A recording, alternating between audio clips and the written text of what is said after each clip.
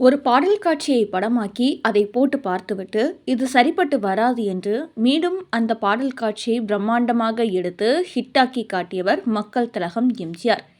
எம்ஜிஆர் அவர்கள் படங்களில் பாடல்கள் தனித்து நிற்கும், நிலைத்து நின்று பேசப்படும். அது சோக பாடலாக இருந்தாலும் சரி, காதல் பாடலாக இருந்தாலும் சரி, தத்துவ பாடலாக இருந்தாலும் சரி, புரட்சி தலைவர் முழு கவனம் செலுத்துவார். இந்த பாடல் காட்சியை இயக்குனர் எளிமையான முறையில் அவருடைய பாணியில் படமாக்கி இருந்தார். இயக்குனர் நொந்து நூலாகி நம்மிடம் வந்திருக்கிறார். அவரிடம் நாம் எதுவும் பேசக்கூடாது என்று அவர் பாணியிலேயே நடித்து கொண்டிருந்தாலும் அந்த பாடல் காட்சியை எடுத்து பார்த்த பிறகு வள்ளலுக்கு அதுக்கு உடன்பாடு இல்லை. நம் படத்தை பார்க்க வரும் நமது ரசிகர்களுக்கு இன்னும் கொஞ்சம் பரவசப்படுத்த வேண்டும் என்று முடிவு செய்தார். அதே சமயம் நம்மை தேடி வந்த இயக்குனருக்கு வெற்றியை தேடித்தர வேண்டும். அதற்காக நம் இந்த பாடல் காட்சி தலையிட்டாக வேண்டும் என்று முடிவு செய்தார். அது எந்த பாடல் தெரியுமா? கவிஞர் கண்ணதாசன் எழுதி KJ யேசுதாஸ் பாடி மக்கள் திலகம் நடித்து காலத்தால் மறக்க முடியாத காவிய பாடல். எப்பொழுது கேட்டாலும் நாம் அப்படியே மெய்மறந்து நின்று விடுவோம். வேறு ஒரு உலகத்துக்கு சென்று விடுவோம். படமாக்கப்பட்ட அரங்குகள் மெல்லிசையால் வருடும். அந்த இசை இன்றும் பேசப்படுகிறது, என்றும் பேசப்படும். அந்த அபூர்வ பாடல்தான் விழியே கதை எழுது பாடல். மக்கள் திலகம் மற்றும் கண்ணதாசன் நட்பில் விரிசல் விழுந்திருந்த நேரத்தில் ஒரு காதல் பாடல் தேவைப்பட்ட போது உருவான அற்புதமான படைப்பு. இந்த பாடல் உருவான விதமே ஒரு தனி கதை.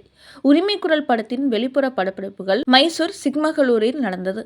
விழியே கதை எழுது பாடல் 2 முறை படமாக்கப்பட்டது என்பது பலருக்கும் தெரியாத செய்தி.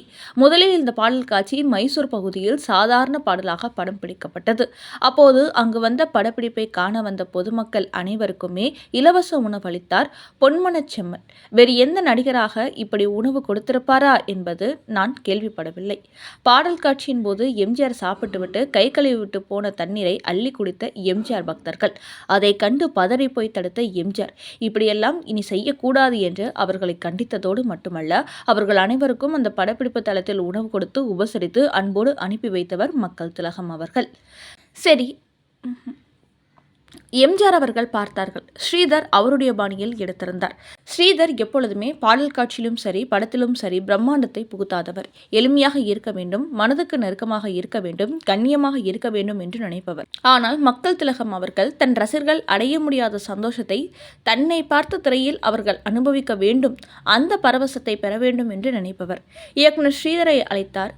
விழியே கதை எழுது பாடல் காட்சி நன்றாக இருக்கிறது, இருந்தாலும் இதை கொஞ்சம் மாற்றி அமைத்தால் நன்றாக இருக்கும் என்று சொன்னார்.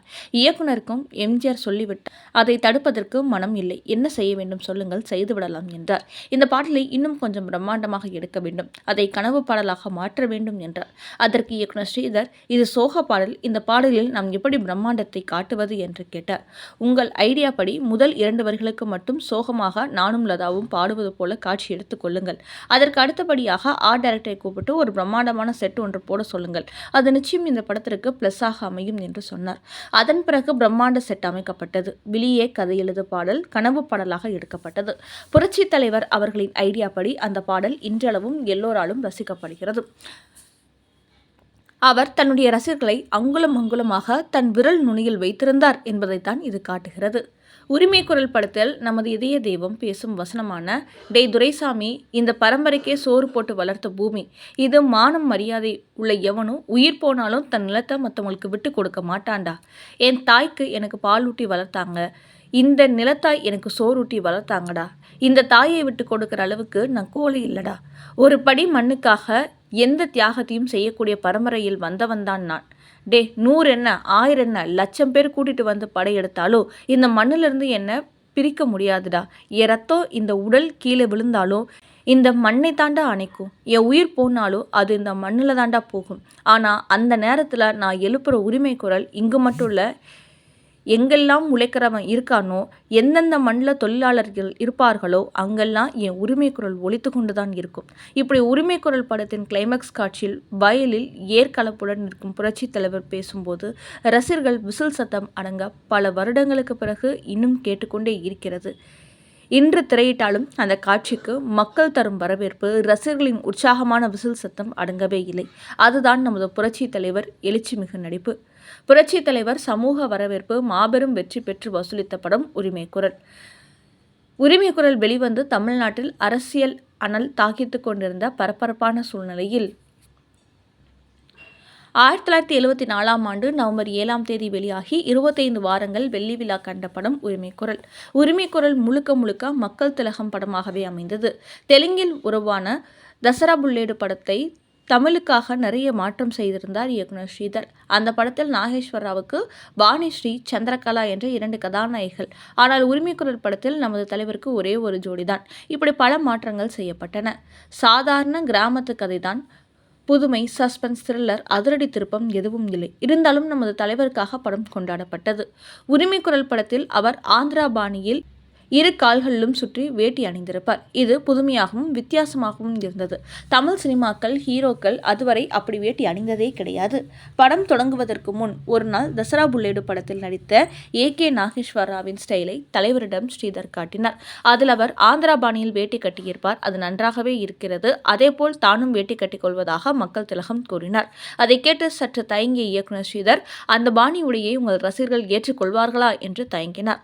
அதற்கு நம் தலைவர், அதற்கென்ன, தாராளமாக ஏற்றுக்கொள்வார்கள் என்று தன் ரசிகர்கள் மீது முழு நம்பிக்கை வைத்து அப்படி நடித்தார். படம் முழுக்க கட்சிக்கறி வேட்டியே கட்டி நடித்திருப்பார்.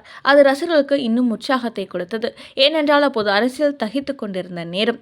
மேலும் இந்த படத்தில் நமது தலைவர் பல காட்சிகளில் ஒற்றை காலருடன் கூடிய வித்தியாசமான ஜிப்பா அணிந்திருப்பார். அதுவும் ரசிகர்களுக்கு புதுவிதமாக இருந்தது. தலைவர் வேட்டி ஜிப்பாவில் குதிரை வண்டியில் சாட்டையை சுழற்றிபடி குதிரை வண்டியில் அவர் வரும் காட்சிகளில் தேட்டரை அதிரும். ஏழைகளை பணக்காரர்கள் சுரண்டுவது, அப்பாவிகளை அதிகாரம் படைத்தவர்கள் ஆட்டி படைப்பது போன்ற சமுதாய அவலங்களை மக்கள் திலகம் தோலுரித்து சவுக்கடி கொடுக்கும் காட்சிகள் படத்தில் விசில் சத்தத்தை வரவழைத்தது. கிராமத்து காதலில் உள்ள உறுதி, பரஸ்பர சீண்டல்கள், நையாண்டி, ஊழல் என அத்தனையும் அம்சங்களையும் மக்கள் திலகம் நமது அந்நியார் லதாவும் நன்றாக வெளிப்படுத்தியிருப்பார்கள். படத்தின் ஆரம்ப காட்சியில் அப்பாவி பெண்ணை பெற்றவரிடம் ஒப்படைப்பதற்காக தனது குதிரை வண்டியில் மக்கள் திலகம் ஏற சொல்ல, அதற்கு அவள், ஐயா, நான் தாழ்த்தப்பட்ட ஜாதி என்று தயங்க, அதற்கு மக்கள் திலகம் பேசும் வசனம் கர ஒலியை ஏற்படுத்தியது. அம்மா, தாழ்த்தப்பட்ட ஜாதி, உயர்த்தப்பட்ட ஜாதி எல்லாம் இந்த கேடுகட்ட சமுதாயம் பண்ணி வச்ச கொடுமம்மா. எனக்கு தெரிஞ்சதெல்லாம் ஒரே ஜாதி தான், அது மனித ஜாதி தான். ஏறி உட்காருமா என்று சொல்லி ஜாதி பாகுபாட்டை கண்டித்து சமூக நீதிக்காக குரல் எழுப்பும் பொழுது மொத்த பார்வையாளர்கள் கைத்தட்டி நிமிர்ந்து உட்காருவார்கள். எப்படி இந்த படத்தில் சமூக நீதி காவலனாக குரல் எழுப்பி உரிமை குரலை வெற்றி குரலாக உலகெங்கும் ஒலிக்க செய்தவர் நமது காவிய தலைவன் மக்கள் திலகம் என்றால் அது உண்மைதானே. தலைவர் இருக்கும் திசை நோக்கி வணங்கி விடைபெற்றுக் கொள்கிறேன். அனைவருக்கும் வாழ்த்துக்கள்.